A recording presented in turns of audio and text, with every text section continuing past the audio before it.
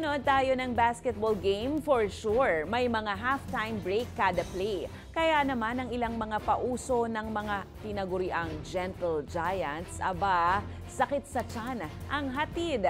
Ang nakaka-GV na eksena, panoorin.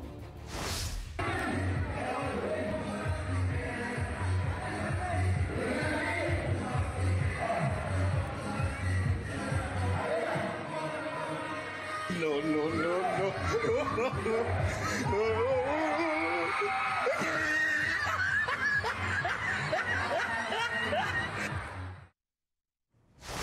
Kung kayo po ay may kwentong kakaiba, mga kwento ng pag-ibig o storya ng inspirasyon at pag-asa, maaari itong ibahagi. Sumali sa ating Facebook group na Balitang A to Z.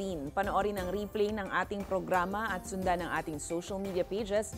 Hanapin ang Balitang A to Z. Ang ating pabaong quote of the night ngayong Martes ay mula sa American novelist na si William Gaddis.